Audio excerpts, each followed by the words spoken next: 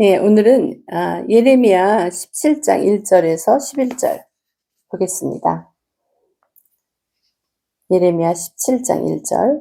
유다의 죄는 금강석 끝 철필로 기록되되 그들의 마음판과 그들의 제단 뿔에 새겨졌거늘 그들의 자녀가 높은 언덕 위 푸른 나무 곁에 있는 그 제단들과 아세라들을 생각하도다.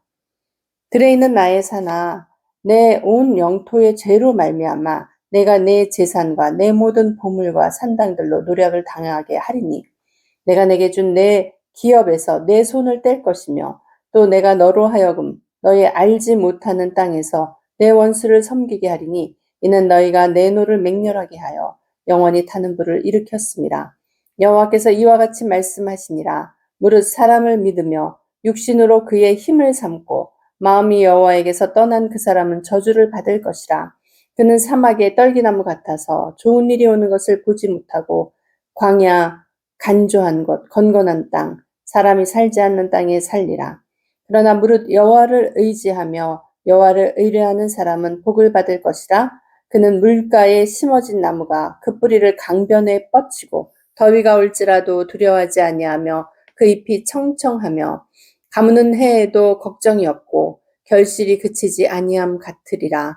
만물보다 거짓되고 심히 부패한 것은 마음이라. 누가 능히 이를 알리오마는 나 여호와는 심장을 살피며 폐부를 시험하며 각각 그의 행위와 그의 행실대로 보응하나니 불의로 치부하는 자는 자고새가 낳지 아니한 알을 품음 같아서 그의 중년에 그것이 떠나겠고 마침내 내 어리석은 자가 되리라. 아멘. 제가 이 말씀을 접한 거는 그야말로 중년의 나이죠. 중년의 나이였는데 저한테는 굉장히 이게 강탈을 한 거예요. 일종의.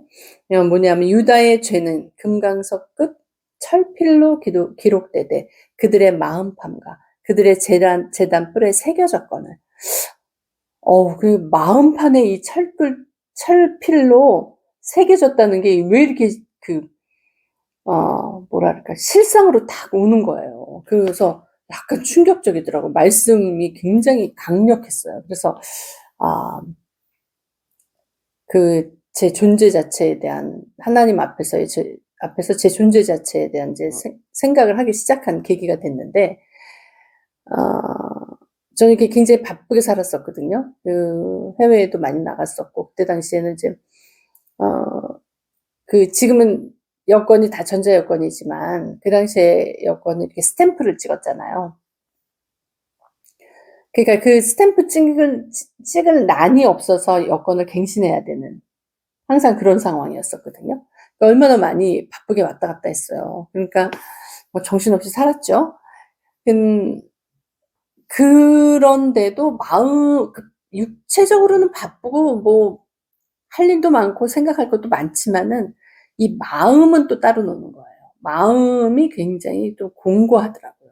곤고한 상태에서, 그리고 또 그때가 이제 인생에 대한 이제 그런 여러 가지를 생각해야 될 시기였던 것도 있죠. 그래서 그런데 이 말씀이 굉장히 강력하게 저한테 와닿았어요. 그래서 여러분도 한번 곰곰이 요거를 한번 읽어보시면 되게 도움이 되겠다 싶어가지고 제가 이 생각을 하면서 이 말씀을 골랐는데, 또 마침 우리 딸이 그러는 거예요. 옛날에 자기가, 그러니까 우리가 같이 그러니까 예배 드리고 이제 사역을 시작한 지가 2011년도부터거든요. 그러니까 한 12년 넘어서 13년째 이제 돼가는 거잖아요. 딸은 그때 이제 대학교를 들어가면서 우리 같이 이제 예배를 같이 드리면서 이제 시작을 한 거죠. 그 딸이 이 몇 가지 말씀들을 아직도 기억을 하더라고요. 그게 굉장히 깊이 마음에 남았었다고. 근데 저는 지금 그때 메시지는 잘 생각은 안 나요. 그렇지만 제가 그때 이 말씀을 받을 때의 그 기억들이 남아있는 거죠. 이 말씀을 보세요. 여호와께서 이와 같이 말씀하시니라. 무릇 사람을 믿으며 육신으로 그의 힘을 삼고 마음이 여호와에게서 떠난 그 사람은 저주를 받을 것이라. 우리가 이 세상에 살면서 사람을 믿지 않고 살기는 어렵죠. 그죠? 그리고 그렇지만 이제 사람을 믿으면서 우리가 여러 가지 이런저런 배신도 당하고 그 속상한 마음들 그런 것들이 또 상처가 돼 가지고 또 힘겹게 사시는 분들도 있고. 그렇죠. 근데 성경에 마침 그런 말씀이 있네요. 무릇 사람을 믿으며 육신으로 그 힘을 삼는다는 건 내가 내 주먹을 믿는다는 얘기예요. 내 주먹을 믿고 사는 사람들은 그리고 그러면서 여호와에게서 그 마음이 떠난 자들을 그 얘기하시는 거예요. 그 여호와께서 마음이 떠난 자들에 대한 경고죠. 그죠? 경고. 그러면서 그들의 앞날이 어떻게 될 것인가에 대해서 얘기를 하는 거예요. 그는 사막의 떨기나무 같아서 좋은 일이 오는 것을 보지 못하고 어떤 사람이냐면 너무 사람을 믿고 너무 세상이 좋고 너무 자기 힘을 믿고 그러면서 여호와를 떠나서 사는 사람들이 당하는 그런 거에 대해서 예를 든 거죠. 비유를 들은 거죠. 사막의 떨기나무 같다는 거예요. 좋은 일이 오는 것을 볼 수가 없고 광야 간조한 곳, 건건한 땅. 너무 메마른 거죠. 말만 들어도 단어만 들어도 사람이 살지 않는 땅. 그런 데서 살 거라는 거예요. 우리가 이 세상에 살다 보면 사실 물질이 굉장히 필요하잖아요. 그래서 우리가 그 필요한 것을 얻기 위해서 굉장히 많은 시간과 노력과 심지어는 희생하면서 그것을 얻으려고 하는데 우리가 이 밸런스가 없으면은 하나님 입장에서는 도대체 네가 왜 그렇게 열심히 사냐 이렇게 물어보시는 거죠. 여호와를 떠나서 하는 삶 가운데 희망이 없다라는 말씀을 하시는 거죠. 근데 그렇더라고요. 저는 이제 열심히 일하고 그러니까 대가가 있고 그러니까 생활도 점점 좋아지고 뭐 괜찮았어요. 그야말로 잘 나갔어요. 근데 이 마음은 또 다른 것 같아요. 마음은 내가 컨트롤할 수 있는 게 아니더라고요. 그러면서 그 허무하고 약간의 그 공허한 그게 굉장히 저는 조금 힘들었던 것 같아요. 그게 말하자면 그 하나님이 있어야 될 자리였어요. 하나님이 계셔야지 이 채워지는 거, 그 생명의 말씀이 나를 채웠어야 되는데 제가 그게 없었던 거죠. 그냥 열심히 살고 세상에서 이렇게 조금 물질로도 축적을 하고 뭘 하고 이거 단돌이 해가면서 이렇게 사는 거에 대해서 뭐가 돼가는 것 같은데 이게 알맹이가 빠진 거죠. 그러니까는 하나님이 택하신 분 그 영혼은 그런 것 같아요. 그게 하나님으로 채워져야지만 되는 부분이 있더라고요. 그래서 저는 이제 그거에 대해서 그냥 대충 이렇게 어렸을 때부터 모태신앙으로 그냥 교회 가고 그렇게 했으니까 그렇게 살았지. 진짜 하나님을 내가 인격적으로 나의 개인적인 나의 하나님을 만나서 그렇게 생활을 한 게 아니었죠. 그러니까 그런 공허감이 왔겠죠. 근데 이제 저에게 이런 말씀이 들렸다는 게 굉장히 은혜고 감사죠, 사실은. 그리고 그때 당시에는 굉장히 제가 지금 이렇게 하지만 굉장히 세리어스했어요. 이런 거를 받아들이는 게 굉장히 심각하게 절절하게 받아들였던 것 같아. 지금은 이제 어느 정도 주님 안에서 있으면서 제 안에 평강이 있고 막 이러니까 그때만큼의 그런 거는 사실 안 나와요. 근데 지금이 너무 좋은 거죠. 이런 마음으로 살아갈 수 있다는 게 너무 감사하고 너무 좋은 거죠.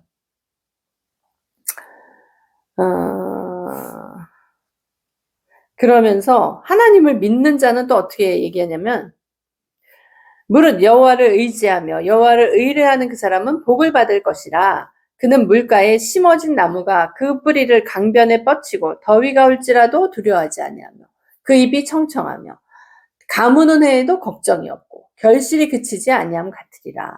이렇게 대주에서 얘기를 했죠.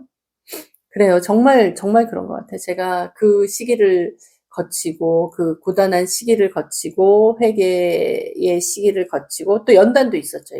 불같은 연단을 지나서 나와서 지금의 생활을 하면서 느끼는 거는 이 말씀이 진짜 맞다. 진짜 물가에 심어진 나무다. 그 뿌리가 강변에 뻗치고 더위가 올지라도 두려워하지 아니하며 그 입이 청청하여 가무는 애에도 걱정이 없고 결실이 그치지 아니함 같으리라. 정말 이 말이 맞더라고요. 제가 십몇 년 전에 이 말씀을 대할 때하고 지금하고는 너무나 천지차이인 거예요. 지금은 너무 감사하죠. 모든 거 감사하고 내가 진짜 그때 어떤 결단을 내리고 하나님의 말씀을 쫓아서 온 게 복이다. 그리고 내가 그 결심을 한 나를 칭찬해 주고 싶다. 그리고 또 그렇게 결심하게끔 모든 환경을 안배해 주신 하나님께 감사를 드린다. 그 말밖에는 할 수가 없어요.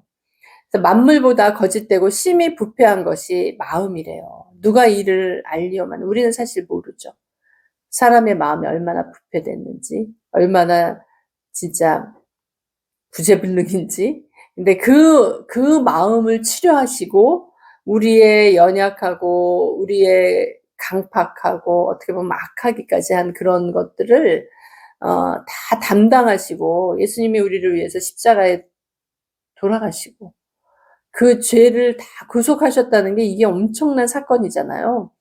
그리고 예수님의 좋은 것은 우리에게 주시고 우리가 해결할 수 없는 모든 이 인생의 문제, 사망의 문제까지도 다 예수님이 안고 십자가로 가셔서 그 문제를 해결해 주시고 그 예수님을 믿는 사람한테는 모든 그 자유함, 그 죄사함 이런 것들을 다 주셨다는 것 자체가 이게 기적이고 사실은 엄청난 은혜라는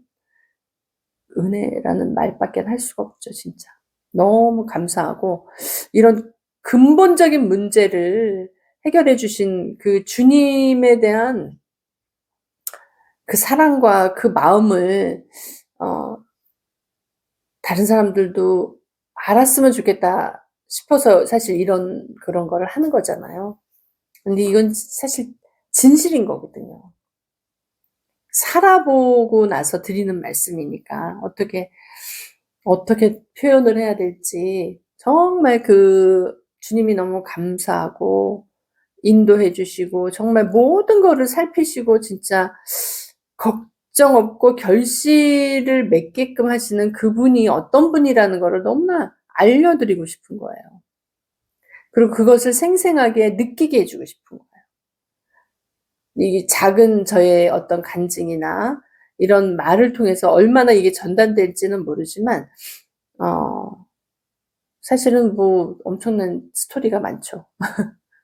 근데 그때는 되게 하나만 이제 말씀을 드리면 이제 하나님을 이제 열심히 믿고 잘 해야 되겠다. 이렇게 회개도 하고 막 그렇게 갔는데 갑자기 남편이 이제 뇌경색이 걸린 거잖아요. 뇌경색이 걸려가지고 이 뇌의 반이 엑스레이를 찍으면은 반은 까맣고 반은 하얘요. 그러니까 의사들이 딱 봤을 때 이 사람은 말해, 이 사람 걸어. 그러는데 말하고 걷기는 해요. 그렇지만, 완전히 애기가 된 거죠. 그래서 어디를 가도 이제 손잡고 같이 다녀야 되고, 뭐 이런 상황이 됐는데, 그거를 지금 다 극복했다는 거 아니에요. 하나님의 말씀 안에서, 하나님의 은혜 가운데 살면서, 우리가 얘기하지 않으면은 뭐 어떤 그런, 아직도 머리는 그 상태잖아요. 근데 그런 상태라는 걸 전혀 알아볼 수가 없는 그런 사람으로 하나님이 바꿔놓으셨어요. 기적과 같은 일이 일어난 거죠. 하나님이. 진짜 이렇게 그 뇌경색이 왔을 그 당시에는 이렇게 문 같은 거 있잖아요. 문 같은 큰 그 유리문 같은 거, 이런 큰 건물 들어갈 때 유리문 같은 게 이렇게 딱 오면은 그걸 맞아야 돼요. 그걸 잡아서 이렇게 해야 되지를 못할 정도로. 그리고 사람하고 가면은 각도가 안 맞으면 사람하고 부딪히고, 그리고 어떤 공간 같은 데 들어가면은 입구를 찾지 못해서 못 나오고, 운전은 뭐 말할 것도 없이 못하고, 뭐 이런 그런 상황이었었거든요. 근데 그거는 하나님이 우리가 하나님 앞에 집중하고 가고 갈수록, 그리고 그 여호와를 기뻐하면서 살수록 하나님이 뭐라 그럴까, 언제 그랬냐는 듯이 이렇게 조금씩 하면서 상황을 확 바꿔놓으시는 거예요. 근데 이제 우리는 그거를 통해서 그런 훈련을 받았죠. 이 믿음이 실제가 되는 거. 그러니까는 예를 들면 이제 두려움 같은 게 있잖아요. 그러니까 머리가 시끄럽대요. 막 복잡하고 막 그러니까 멀티태스크가 안 되는 거예요. 그래서 한 가지만 이렇게 딱 해야 돼. 뭐든지. 그리고 두 가지를 겹쳐서 얘기하거나 아니면 그 어떤 의도나 뭐 복잡한 생각 이런 거를 못해. 굉장히 사람이 심플해지거든요. 심플해져서 어떻게 보면 주님 따라가기가 너무 좋아요. 왜냐하면 우리가 주님을 따라가지 못하는 이유 중에 하나가 생각이 너무 많은 거잖아요. 생각이 너무 많고 자기 생각이 너무 많은 거. 근데 그런 것이 없으니까 그냥 단순해지니까 주님 말씀 따라서 그냥 주님이 원하시는 그 단순하면서도 그 깨끗하게 주님 따라가는 그게 너무 되니까 복잡한 아무튼 생각들이 자연히 다 끊어지더라고요. 예, 집에 가장이 그러니까 우리 식구들은 다 거기 따라가게 되니까 아주 클리어해지는 거예요. 그러니까 물론 욕심도 버리고 조금 그래야 되죠. 근데 아이 예전에는 내가 중요하다고 생각했던 것들을 버리고 그냥 가니까 오히려 세상이 편하더라고요. 그러면서 주님이 저희를 책임을 져주셨어요. 모든 생활이든 뭐든 생각지도 않아도 그냥 그런 것들이 와요. 그러면 환경이 안배가 되면서 그냥 잘 지더라고요. 그냥 예배만 드리고 살았는데 그렇게 되더라고요. 그래서 참 놀라운 그 사람이 사는 방법도 여러 가지지만 그 진짜 이렇게 사는 게 되게 심플하고 되게 되게 좋더라고요. 되게 좋았어요. 다른 사람들이 봤을 때 뭐가 그렇게 좋을까 싶을지 모르지만 생각보다 굉장히 평안해요. 평안하고, 주님의 말씀이라는 것이 너무 좋아요. 그 말씀 안에서 우리 가족이, 저희는 딸 하나밖에 없지만, 셋이서 이렇게 대화를 나눌 때 그런 걸 갖고 대화를 하고 그게 말이 통한다는 게 이게 뭐 다른 교육이 필요 없더라고요. 그냥 그 안에서 모든 게 해결이 되더라고요. 그래서 그게 참 감사했죠. 그전에 우리의 성정으로 봐서는 그런 삶을 산다는 게 상상이 안 되지만 그게 되더라고요. 되게 되는데 그런 환경이 안배를 해주신 거죠. 근데 우리가 그걸 부정적으로 받아들이지 않고 두려워하지 않고 그냥 주님의 말씀을 믿고 갔어요. 하나님을 신뢰하면서 갔어요. 그러니까는 그 생각대로 그대로 그렇게 되더라고요. 다 열리고 참 감사했어요. 그래서 지금은 남편을 보면은 뭐 전혀 그런 장애가 있을 거라고는 생각을 못 하죠. 그리고 또 우리 딸에 대해서도 우리가 막 그냥 주 안에서 행복하게만 그렇게 잘 자라고 잘 행복하게 살아야 되겠다. 이렇게 생각하고 특별한 욕심을 갖질 않았는데 오히려 얘가 그 젊은 나이에 박사 받고 교수까지 된 거잖아요. 참 놀라운 하나님의 역사가 있었습니다. 9절에 보면 만물보다 거짓되고 심히 부패한 것은 마음이라 누가 능히 이를 알리오마는. 그래요. 우리가 하나님을 만나기 전에 그 마음은 부패한 마음이잖아요. 그 참 진리이시고 참 하나님 그분이 우리 안에 와서 성전 삼아 계셔야지 우리가 하나님 같이 닮아가는 거지 그전에는 사실 부패되고 타락된 본성이잖아요. 그리고 그런 거를 하나님의 기준과 그 진리를 모르는 상태에서는 분별하기가 어렵죠. 그런 생각이 들어요. 그래서 이게 하나님이 지혜의 근본이시고 이게 너무 맞는 게 주님이 우리에게 오면은 그냥 그게 구분이 된다는 거예요. 구분이 되고 분별이 된다는 거예요. 이게 인생에 있어서 이런 무기가 없는 거예요. 나 여호와는 심장을 살피며 폐부를 시험하고 각각 그의 행위와 그의 행실대로 보응하나니. 하나님은 심판의 하나님이시죠. 물론 사랑의 하나님이시고 우리를 사랑하셔서 독생자 그 아들까지 우리에게 주셔서 우리 죄의 문제를 해결해 주시고 사망에서 생명으로 우리를 옮겨주신 분이시지만 또 심판의 하나님이라는 걸 우리가 기억을 해야 될 줄로 믿습니다. 그분이 우리의 심장과 폐부를 시험하고 살피신다는 거예요.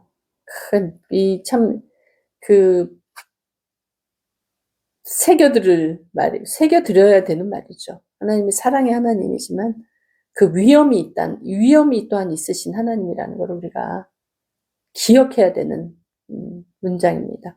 불의로 치부한 자는 자고새가 낳지 아니한 알을 품은 같아서 그의 중년에 그것이 떠나겠고 마침내 어리석은 자가 되리라. 사람이 이제 중년이 되면 자기 인생의 반을 살잖아요. 그러니까는 이제 그때 마음의 어떤 갈등, 그 갱년기 내지는 인생에 대해서 다시 돌아보는 뭐 이런 것들이 심리적으로 오잖아요. 근데 불의로 치부한 자는 자고세, 그 불의로 치부한 자를 자고세에 비했다면, 자고세는 어떤 세냐면 자기 둥지에 다른 새가 와서 알을 낳고 가요. 알을 낳고 가면 그게 자기 새 알인 줄 알고 열심히 품어요. 열심히 품어가지고 그게 이제 부화가 되잖아요. 그러면 새끼가 다 자라면 떠나는 거야. 그러니까는 허무하다는 거죠. 허무하. 남는 게 없다는 거죠. 불의로 치부한 자는 자고새가 낳지 아니한 알을 품은 같다는 거예요. 그러니까 그 하나님의 말씀으로 사는 게 능력이에요. 하나님의 말씀 따라서 사는 게 축복인 것 같아요.